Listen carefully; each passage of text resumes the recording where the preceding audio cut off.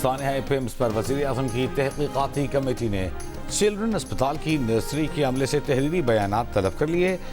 Nursery کی سی C T V کا record قبضے میں لے لیا۔ نرسری سٹاف سے سوالات کیے۔ ذرائع کے مطابق کمیٹی نے سی سی ٹی وی کا جائزہ لیا کہ وجوہات سے متعلق انتظامیہ کے بیان اور سی سی ٹی وی کا موازنہ کیا۔ پیمز ہیلتھ مینجمنٹ کے عملے سے پوچھ گچھ کی۔ کمیٹی کو فائر بریگیڈ اور ایمرجنسی ڈپارٹمنٹ کی جانب سے رپورٹ پیش کی گئی، جبکہ 26 اگست کو ڈیوٹی پر موجود عملے کا روسٹر جمع کرایا گیا۔ کمیٹی کو جوائنٹ ایگزیکٹو ڈائریکٹر سمیت 4 افسران نے تحریری بیانات جمع کرائے۔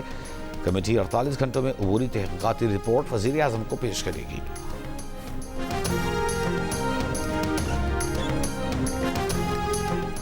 پیمز اسپتال میں موجود بچوں کی نرسری میں آگ کیسے لگی؟ واقعات کے وقت ڈیوٹی عملہ موجود تھا یا نہیں؟ غفلت کس کی؟ ذمہ دار کون؟ تعین نہ ہو سکا۔ قائمہ کمیٹی برائے صحت کا اسپتال کے عملے اور انتظامیہ کے جوابات پر عدم اطمینان۔ واقعے کے وقت ڈیوٹی پر موجود ڈاکٹرز اور اسٹاف کو معطل کرنے کا مطالبہ۔ وزیر صحت مصطفیٰ کمال کو اخلاقی طور پر مستعفی ہونے کا بھی مشورہ۔ پیمز اسپتال کا دورے کے بعد ڈاکٹر مہیش کمار نے کہا کہ ڈاکٹرز اور طبی عملے سے بات کی، کسی کو معلوم نہیں کہ آگ کیسے لگی۔ انتظامیہ کے مطابق سی سی ٹی وی بھی ایئر کنڈیشن سے آگ لگنے کا پتہ نہیں چل سکا۔ رکن کمیٹی نے کہا، بظاہر لگ رہا ہے کہ نرسوں کو بٹھا کر ایک بیان یاد کرا دیا گیا۔ مہیش کمار کا واقعے کی خود تحقیقات کرنے کا اعلان۔ سینٹ کی قائمہ کمیٹی برائے صحت کا پیر کو پیمز اسپتال میں ہی اجلاس بلانے کا فیصلہ۔ پی ٹی آئی کے سینیٹرز کو بھی شرکت کی دعوت دی گئی۔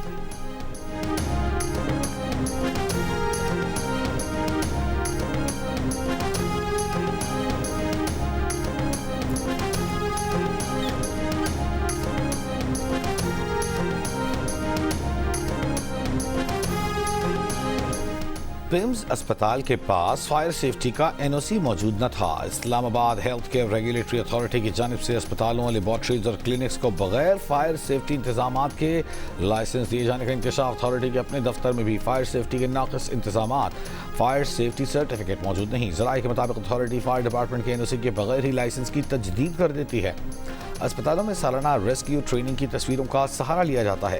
سی ڈی اسپتالوں کو فائر سیفٹی انتظامات کے بغیر سرٹیفکیٹ دینے پر 2 بار اتھارٹی کو خط لکھ چکی۔ اتھارٹی کی جانب سے خط کا کبھی جواب نہیں دیا گیا۔ اسلام آباد ہیلتھ کیئر ریگولیٹری اتھارٹی اسپتالوں کی سیفٹی اور سیکیورٹی کو یقینی بنانے کے لیے ریگولیٹری باڈی ہے۔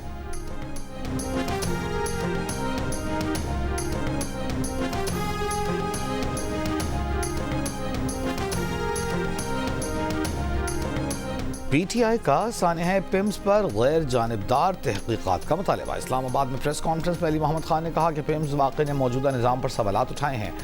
اسپتال سربراہ اس کے ذمہ دار ہیں جو اس پر نظر نہ رکھ سکے۔ پیمز انتظامیہ سے سوال ہے کہ ہر کام کے لیے وزیر اعظم کو اب نوٹس لینا پڑے گا۔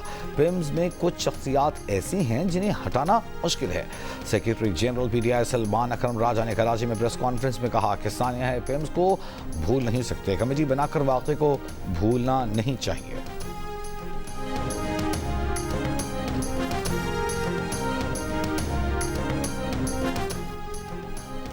فیلڈ مارشل عاصم منیر کا دورہ ایران امریکی صدر ٹرمپ یا امریکہ کے خصوصی ایلچی کی حیثیت سے نہیں تھا۔ ترجمان دفتر خارجہ کی وضاحت۔ کہا، فیلڈ مارشل کا دورہ ایران اور پاکستان کی جاری سفارتی کوششوں کے تناظر میں تھا۔ پاکستان کی کوششیں خطے میں امن استحکام اور آبنائے ہرمز دوبارہ کھولنے کی راہ ہموار کرنے کے لیے ہیں۔ پاکستان مثبت پیش رفت کے لیے پر امید ہے، تاہم حتمی فیصلہ متعلقہ فریقین ہی کریں گے۔ ایران، شام اور دیگر ممالک کی جانب سے مکہ معاہدے میں شمولیت کی باضابطہ درخواست ملنے پر ریاض اور انقرہ میں شراکت داروں سے مشاورت کے بعد غور ہوگا۔ مکہ دفاعی معاہدہ ان ممالک کے لیے کھلا ہے جو اجتماعی ذمہ داریوں اور مشترکہ سلامتی کے مفادات کے عزم کا اظہار کریں۔ مکہ مشترکہ دفاعی معاہدے پر عمل درآمد کا عمل ابھی ابتدائی مرحلے میں ہے۔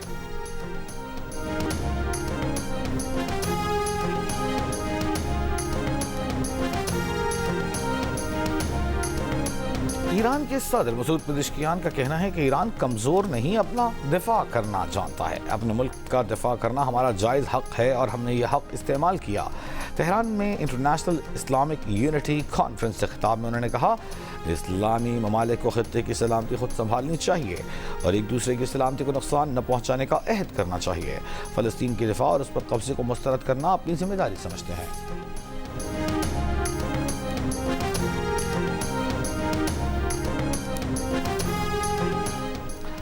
قطری وزیر اعظم شیخ محمد بن عبد الرحمن آل ثانی آج ایران کا دورہ کریں گے۔ کشیدگی میں کمی، مذاکرات کے لیے سازگار ماحول پیدا کرنے کے طریقوں اور آبنائے ہرمز میں جہازوں کی آزادانہ نقل و حرکت پر بات چیت ہوگی۔ دوسری جانب آبنائے ہرمز میں میزائل حملے سے آئل ٹینکر میں آگ بھڑک اٹھی، عملہ محفوظ۔ ایرانی جنگی جہاز نے آبنائے ہرمز کے اومان کوریڈور سے گزرنے کی کوشش پر بھارتی بحری آئل ٹینکر کو روک لیا۔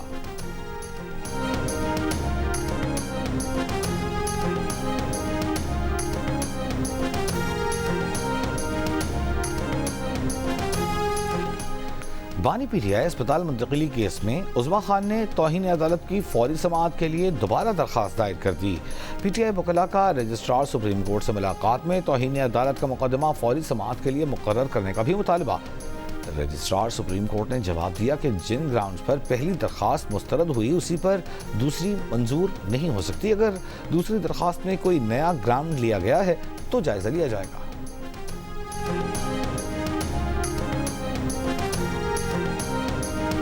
اسلام آباد ہائی کورٹ نے اریالہ جیل کے 3 قیدیوں کی بانی پی ٹی آئی کی طرح سہولتوں کی فراہمی کی درخواستوں پر فیصلہ محفوظ کر لیا۔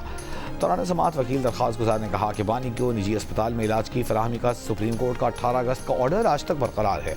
ریاست کی نظر میں سب برابر ہیں، لیکن یہ عام قیدی کو سہولت دینے کو تیار نہیں۔ ایڈوکیٹ جنرل اسلام آباد نے قیدیوں کی درخواستوں کی مخالفت کی، کہا سپرنٹینڈنٹ میڈیکل آفیسر کی رپورٹ ہے کہ قیدیوں کا علاج پیمز میں ممکن نہیں۔ پیمز ملک کا اعلیٰ اسپتال ہے۔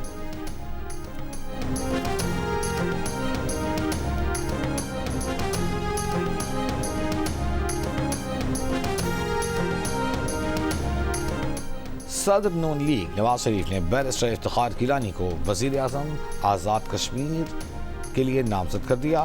کاغذات نامزدگی جمع کرانے کی ہدایت۔ مسلم لیگ نون کی مرکزی سیکرٹری اطلاعات مریم اورنگزیب نے تصدیق کی۔ دوسری جانب وزیر اعظم آزاد کشمیر کے انتخاب کے لیے قانون ساز اسمبلی کا آج ہونے والا اجلاس اب کل ہوگا۔ بیرسٹر افتخار گیلانی ٹیکنوکریٹ نشست پر منتخب ہوئے تھے۔ اور کراچی کے علاقے کورنگی میں مسلح افراد نے 70 سے 80 سال پرانے برگد، نیم اور کیکر کے درخت بے رحمی سے کاٹ کر پھینک دیے۔ لاڈھی ٹاؤن کے چیئرمین عبدالجلیل خان کے مطابق یہ زمین کے ڈی اے کی ہے۔ مسلح قبضہ مافیا کی واردات کی بروقت اطلاع پولیس اور کے ڈی اے کو دی گئی، دونوں اداروں نے کوئی کارروائی نہ کی۔ کے ڈی اے کے افسر نے درخت کاٹنے کی اطلاع ملنے کی تردید کر دی۔ محکمہ جنگلات کے مطابق جڑ سے اکھاڑے گئے یہ درخت دوبارہ زمین میں ٹرانسپلانٹ نہیں کیے جا سکتے۔